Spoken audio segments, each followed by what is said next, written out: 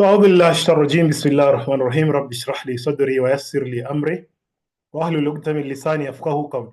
So before the break, we were talking about the what? We were talking about the components of the internal environment, and we were talking about the what? The components of the value chain analysis.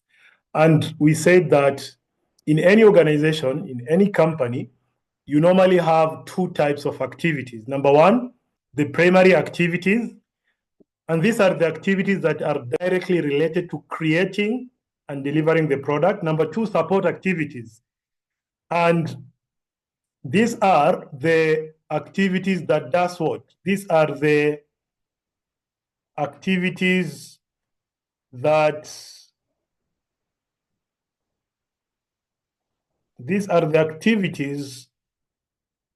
assist the primary activities in adding value. Now, so I think it's very clear, the value chain analysis. So another element of the internal environment, so we are through with the first element of the internal environment, and which it was all about the what? The organizational resources and capabilities. So we are through with the first part, So these are the resources, and we've talked about the resource auditing, this framework, we've talked about it, and we've talked about the value chain analysis. So we are going to the second element of the internal environment. So the second element is about the corporate culture and leadership. So when you're talking about the corporate culture and leadership shape the organization's identity, decision-making, and employee behavior. So when we are analyzing the internal environment, we have to ask ourselves, number one, what is our culture? And our culture is shaped by these three things: our mission, vision, and values. Every organization has these three things.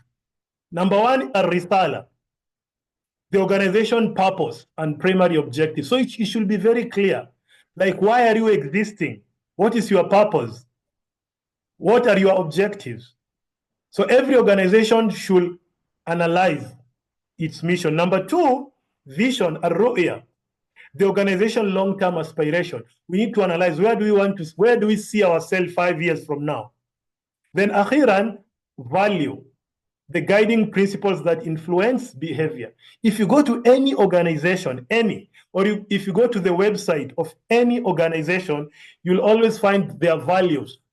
For example, their value is integrity, respect, equity, meritocracy, hardworking, respect, inclusivity, إلى غير ذلك. فهي مجموعة من المبادئ.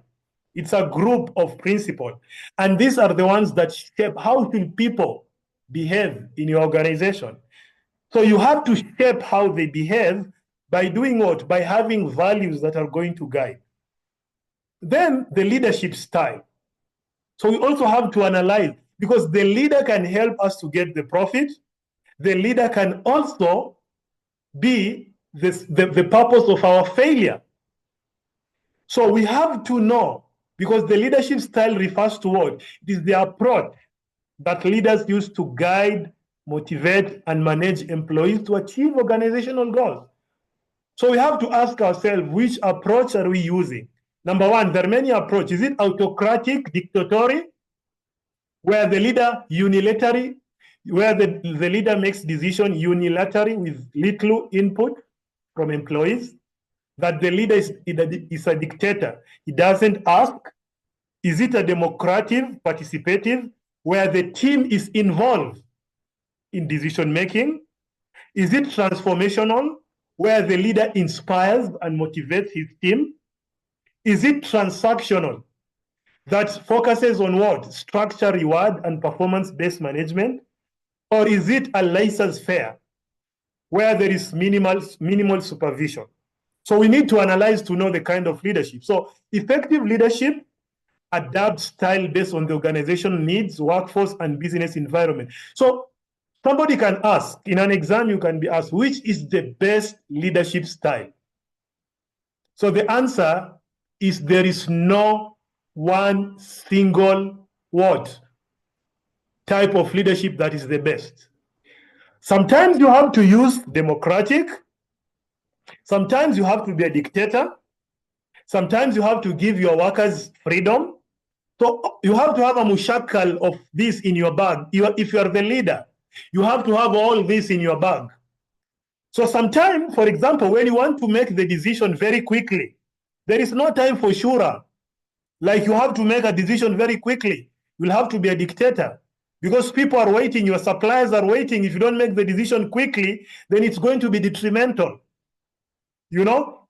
Then sometimes if there is enough time, you can call people and ask them for their suggestions if you have time. Also, sometimes your team, maybe they're mature. If they're mature, there is minimal supervision. You don't have to supervise people who are well trained. You only supervise those people who are not well trained. So it depends. There is no one single style. That is why we normally have what is known as situational leadership. قيادة المواقف. يعني القيادة على حسب البيئة ولا على حسب المواقف. Then decision making is also internal. We need to analyze how are we making our decision. كيف نتخذ القرار. So when you're talking about decision making, it is the process of evaluating options and selecting the best course of action or the best course of action, which can help us to achieve our objective. And in any organization, هناك ثلاثة أنواع من القرارات. We have قرارات استراتيجية, strategic decisions. These are long-term. They have high impact choices affecting the organizational direction. So they are long-term decisions. Then you have tactical, which is mid-term decision that they help in implementing strategies. Then you have operational are the day-to-day choices. When the manager is making decision on a daily basis, it is known as qararat at-tashghiliya. Now, what are the common decision-making approaches? Sometimes, like I told you, autocratic. Leader makes decision independently. Consultative, leaders seek input. Al-mushawara, washawirhum fil amr. Leader seeks input, but makes the final decision. Consensus-based. Group discussion leads to a collective decision.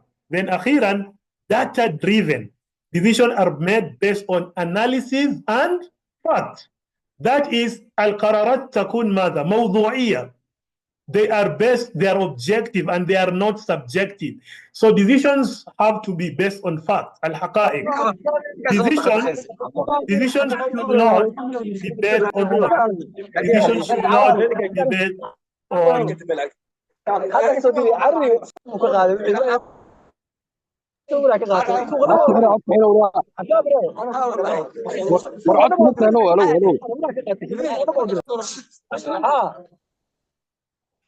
these students who are disturbing. These are the students who will come to my inbox. They'll start asking me about the assignment because they even don't attend the class. They are not even in class. Then they are the students who you'll find them in my inbox. Hey teacher, how should we do the assignment? I did not understand, and you don't want to attend classes. You're just shouting in class. Now, that is all about decision making.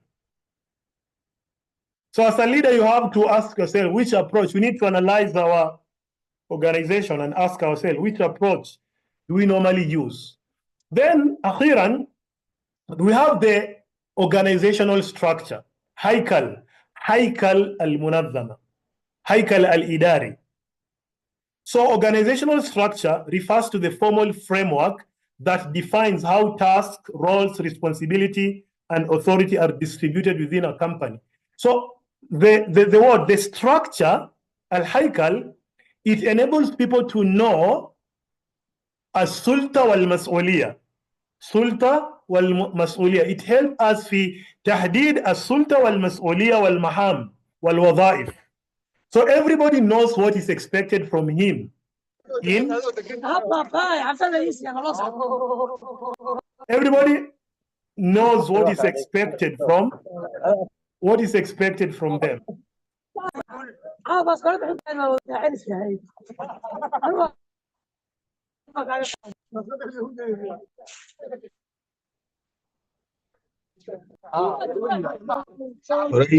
يوسف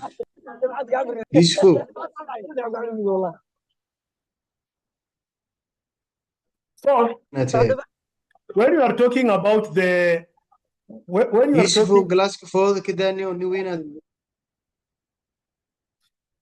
so when we are talking about the organizational structure, it's all about the hierarchy. So what are the key arguments of organizational strategy? How does the structure help basically when it comes to strategy? You know, so number one, there is what is known with alignment with strategy. The structure must support the company's strategic goals and objectives. So the structure we are having in our organization will help us to achieve our goals. Number two, efficiency and coordination. Al-Kafa'a wa At-Tansik, a well-designed structure enhances workflow, collaboration, and resource allocation. Flexibility, At-Takayyuf, it's all about Al-Muruna wa Takayyuf.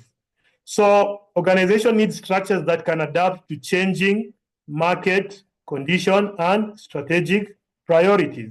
Then decision-making speed. That is the what? The structure should enable us to make decisions very quickly.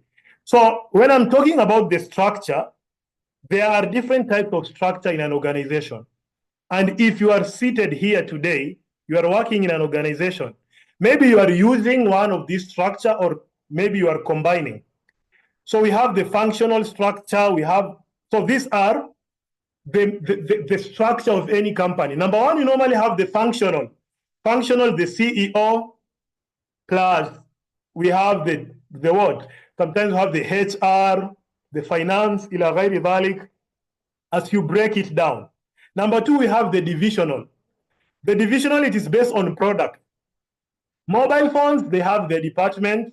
Laptops, they have their, so it is based on product. Product A, they have their own department. Product 2, ila ghairi dhalik. Then we have the matrix.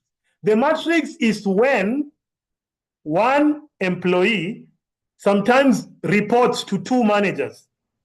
So if you're in an organization where you are reporting to two managers at the same time, then you have to use the matrix. The matrix is the best, you know? Then we have the flat. The flat one is organized based on self-management. Everybody is managing themselves. You don't report to anybody, like you are independent. So most of the organization, they have functional, most of the organization. And the matrix, this matrix, you'll always find it in project management. If you are working in any project, they normally prefer matrix because in projects, sometimes you report to more than one manager. So any project, you'll find them with a matrix system. You'll not find them with a functional. Functional, you'll find it in the Abstil Bank, Telestorm. You'll find the functional. Then the divisional, sometimes you find it in technological companies, iPhone companies, Samsung, you know, they are organized based on the product. Then the flat, you rarely find it. It's difficult to find the flat. Now, then lastly, you also have to do what is known as the SWOT analysis. When you're talking about the SWOT analysis, you have to identify as an organization, what are your strengths and what are your weaknesses? You know, so that is all about the what. So when you're talking about the SWOT analysis, we have the strength and weakness is internal, but the external, we have the opportunities and threats. We shall talk about it now. But when you are analyzing internally, focus with the strength and weakness. So when you're talking about the what, when you're talking about the strength, it is like the root of a tree. What's no. So if we want this tree to survive, the root should also be very good. If the root has a problem, the whole tree is not going to be okay. So that is why we need to identify our core competency, our strength. What is it that is supporting our organization? We need to identify it and we need to capitalize on that. Then weaknesses. Look at the picture. You need to know what are our weaknesses. And we need to charge. So you have to know your weakness. And if the battery is low, you need to charge it. If the weakness is your employees, they are not well trained, take them to a training, call somebody to come and train them. Okay, so that is all about the internal business analysis. Now, we are going now to the external. So we are through with the what? We are through the part for the first part of our lecture. Now, we are going to the second part of our class. Just a minute. Let me share the slides with you. Yeah, this is it. This is the second part of our class.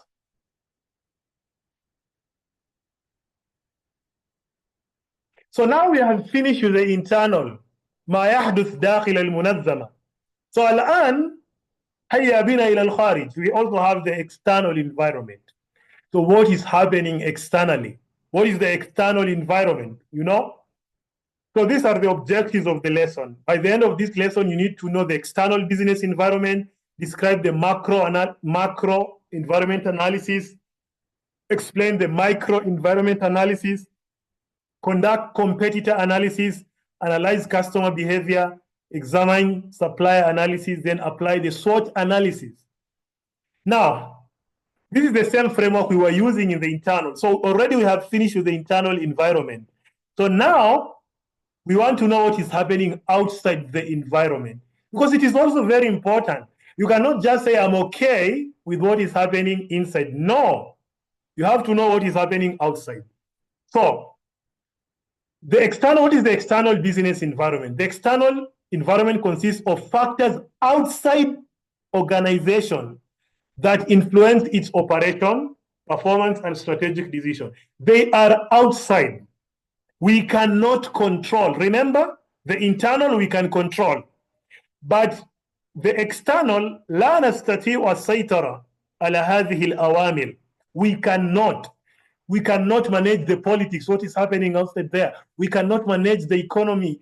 You know, these are things that, but all those things, they shape our what? They shape our strategy. So when you're talking about the external environment, it is divided into two. We have the macro environment and the micro. So the company, look here, we have the company. Company is the internal. We are finished with the company inside. We have the micro and we have the macro. So these two, remember, these two are the external one, okay? The same thing is happening here. We have the macro. Macro is the large circle outside.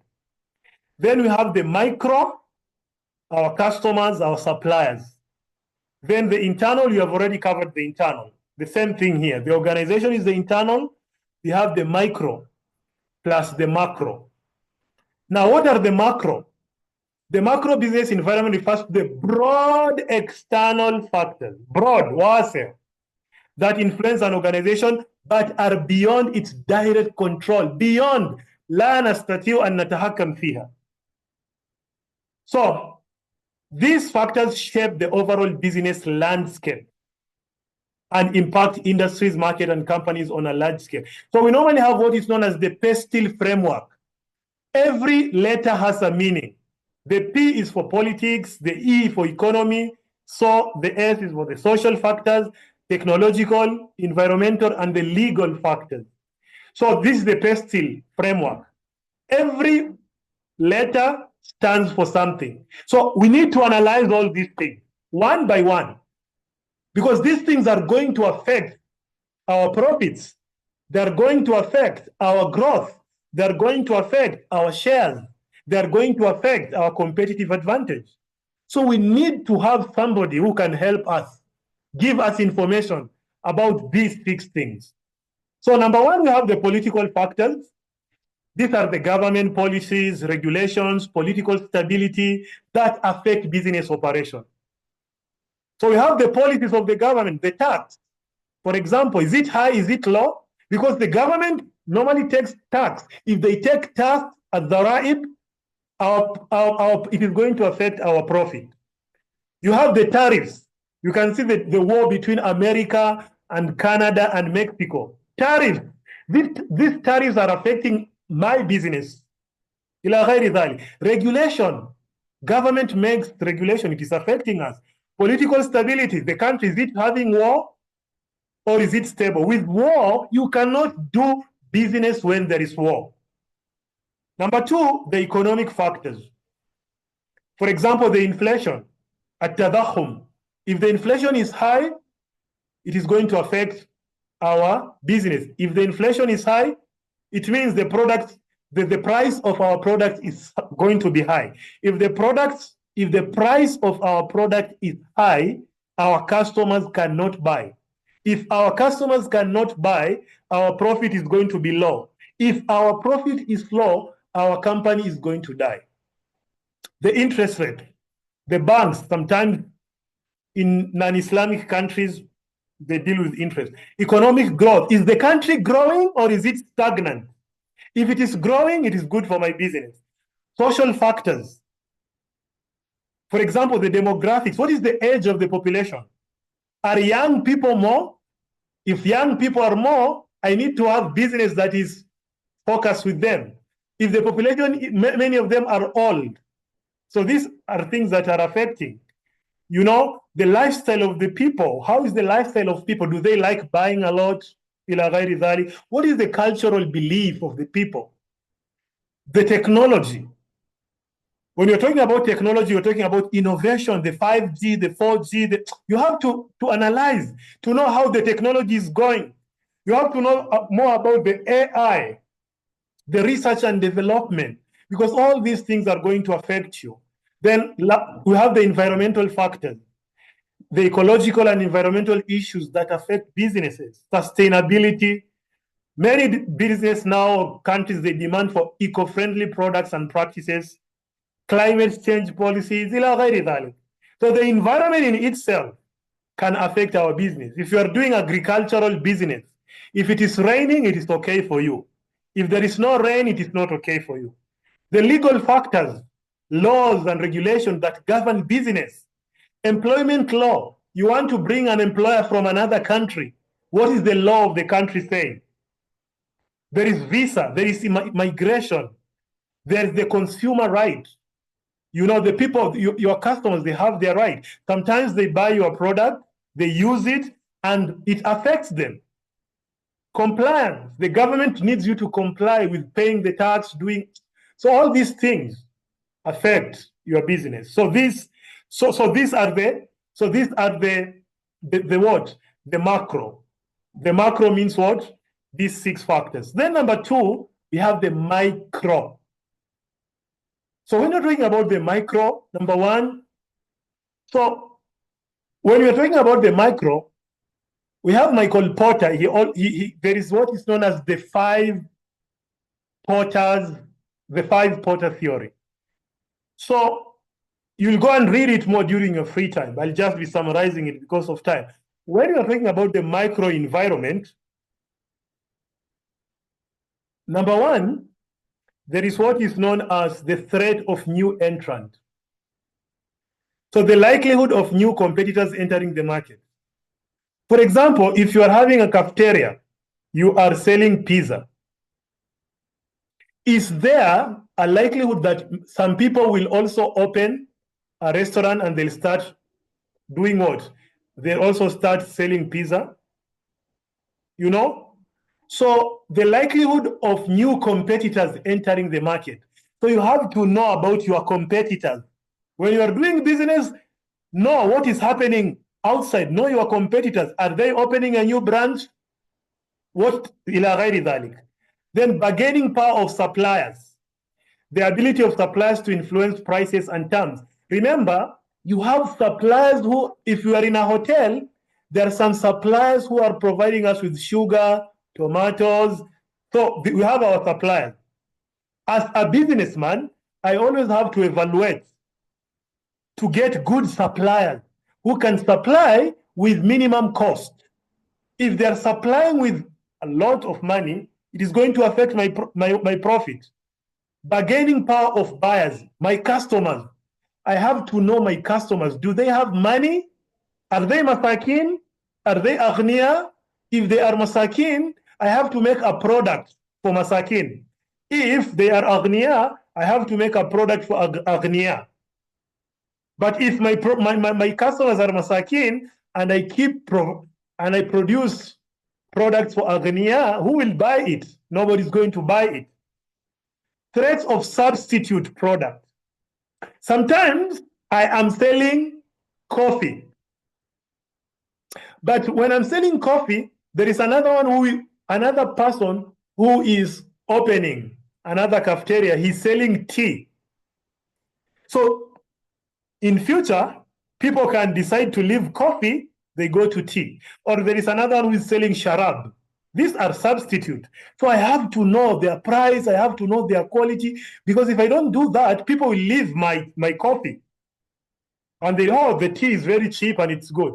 Or they'll decide to go to the sharab. Then the industry rivalry. I need to know my competitors. If, for example, I am working in the telecommunication, I have to know if I'm Somtel, then I also have what? I also have Telesom. It is competing with me, or Soltelco. I have to know what they are doing. I cannot just leave. If Somtel is having some new bundles, then I also have to have more bundles. But if they have their bundles, free bundles, and you are sleeping, people will go to their side. They leave you. So you have to know what your competitors are doing. So you should have a table, competitor analysis. So your company, if you are Somtel, then competitor A is Telesom, competitor 2 is Soltelco. So you start asking yourself, my marketing, how is my marketing? How is their marketing? My brand, how is their brand? My location, how is their location? My product quality, ila ghairi dhalik. Then you give yourself some score. So you will know where you are good and where you are bad and where you have to improve. So another thing is, this is what we were saying, competitor analysis. Analyze what your competitors are doing. Identify key competitors. Companies analyze direct and indirect competitors. Telesom competes with Somtel, Soltelco. These are their direct competitors. We have competitor strategies, strengths, and we have to know what strategies are they using. Then you have to know their market share. Somtel, what percentage are they having? Soltelco, how much? What is their percentage? Then what is my share? It is only after that you can be able to know how to compete. Then customer analysis. Do you know your customers? You need to analyze your customers, to see if you know them. You have to analyze you have to do what? You have to analyze your customers thoroughly. Number one, what are their needs? Al-ihtiyajat. What are their preferences? And what is the segmentation? So targeting the right audience ensures success. So we have to target the right group of people. If we are Somtel, we have to give special bundles to. We have the shuyukh, we have the youth. The youth, they like using the internet. So we have to have good bundles for them. Number two, customer satisfaction and customer loyalty. Retaining customer is crucial for profitability. We have to retain. So remember, we have to find. Once we find, we have to retain them so that they don't leave us. And this is the difficult thing. Even in a university, it is easy to find students. Like now you are around 50 in this class. But maybe in semester 2, you will be 10. Because maybe some students will withdraw, the teachers are not good, the time is not okay, ila ghairi dhalik. So Alpha needs to do what? To come with a strategy to retain the student. Every business has to have that strategy. Then also our suppliers who are supplying us, we need to analyze them, supplier A, supplier B, supplier C. And we analyze what is their quality, what is their cost, what is their delivery. Then we have the score. Then we go for the best supplier. So we have the supplier power and relationship, and also the supplier chain risk and dependency. So strong supplier relationship ensures smooth operation. If you have good relationship with your suppliers, you just call them, we need this, they bring it. If your relationship is not good, it will also affect you. Supply chain risk and dependencies. Diversified supply chain. You need to have many suppliers. Why? Because sometimes there is a problem with supplier A. Sometimes there is COVID-19. You are not going to get supply from this country. So you need to diversify and always ensure that you have many suppliers. Then lastly, of course, you have to have the external business analysis. Now, this is the opportunity and threat. So you have to know what the opportunities you are having and the threats that you are having. And this is the SWOT analysis. So the strength and weakness, these are internal. We already did it in the internal. The threats and opportunities are what? The threats and opportunities, they are external. Now, so this is the end of our lesson. So when we're talking about environmental analysis, we're basically talking about the internal analysis and the external analysis. So when you look at your assignment, what is happening? You have the first assignment. It is all about Dahabshil. And Dahabshil is having some problems. You've been given the problems there. Dahabshil is having problem 1, problem 2, problem 3, problem 4. So with your knowledge in an internal analysis, you have to help Dahabshil to do what? To solve those problems. So the questions are very directly. So you have to do it. Then the second assignment is Alpha University. They're having some problems. Students are not registering, maybe. They cannot retain students. So they want you to analyze the external environment of Alpha University. And there are some questions there to guide you, like what is the problem is with the PESTEL analysis, for example. How is it affecting the operation of Alpha? So that is how you are going to do what you are going to approach the two assignments. So the internal one and the external one. Then once you finish, you have to finish the assignment by the 31st. Once you finish your assignment, I will send a link where you will attach your assignment in PDF or Word form. You will attach it. Then once you attach it, then what will happen is that I will just get it. Once you attach it, you submit it. So it's as easy as that. So that's the end of our lesson, unless you have any question. There is a student who helped me last week to take the attendance. Can you please take the attendance and send it to my WhatsApp? Let me try to take with mine. I'm taking the attendance. If you have any question, you can ask, please. Thank I you, have sir. a suggestion about the participants. Now, Teacher, you can make every one of the participants, you can make mood. So the Zoom have to mute all participants when you want it. So yeah, I think that's a good idea. From next week, I will it will help us to no one interrupted for the lesson. Yeah, I think that's a good idea. So from next week, I will try my level best to mute all the participants, because some students they just come and Study where we will send the assignment. I will send the link to your groups. I'm preparing a link. So when you just finish your assignment, you just do what? When you finish your assignment, you will do what? You will just do what? You will attach it to the link. You will have a link. Okay. And one of the requirements is in the assignment is student ID, and we have no student ID. No, I was told, yeah, some students. So some students they don't have the ID. So the ID is not even really a requirement. Your name is the most important thing. Your name and your specialization. For example, your name, and if you are in human resource, if you are in accounting, if you are in project management, so your name and your department. Those are the two most important things, because most of the students still they don't have their ID. Okay. Teacher, assignment consists of one assignment or two or more assignment. No, you have to do the two assignments.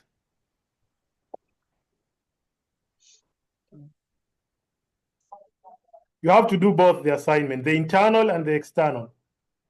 So you'll do this assignment, then we'll also have a quiz, then plus the final exam.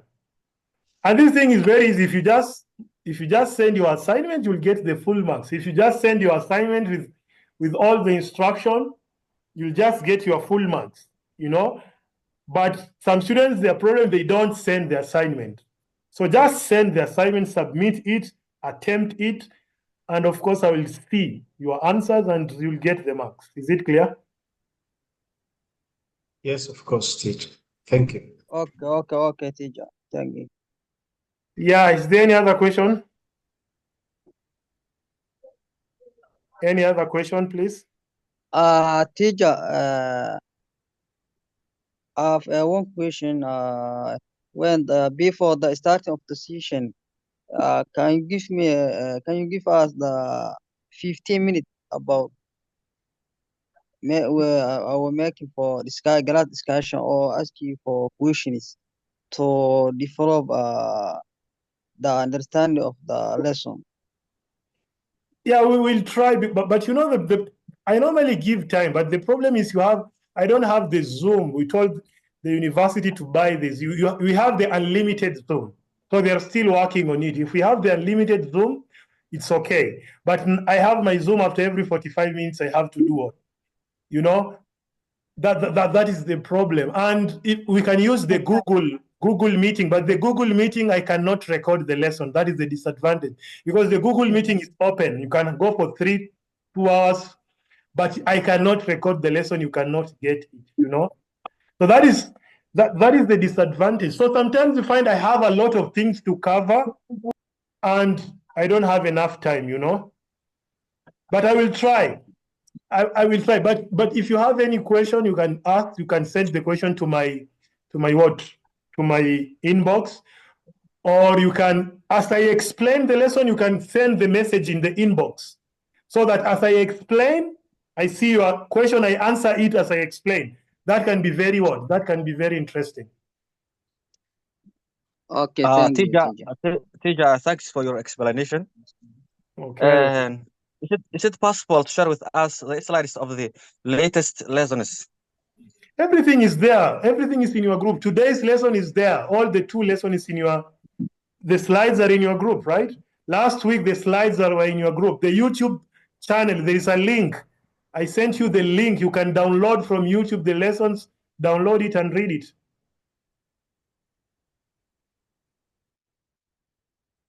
Or what do you mean? Huh? Did you get it? I think teacher, everything is okay. Okay, if everything is okay, then, because every lesson I normally send the slides in PDF and PDF and PowerPoint. And once I finish preparing, I upload the lesson in my YouTube channel and I send the link in the group.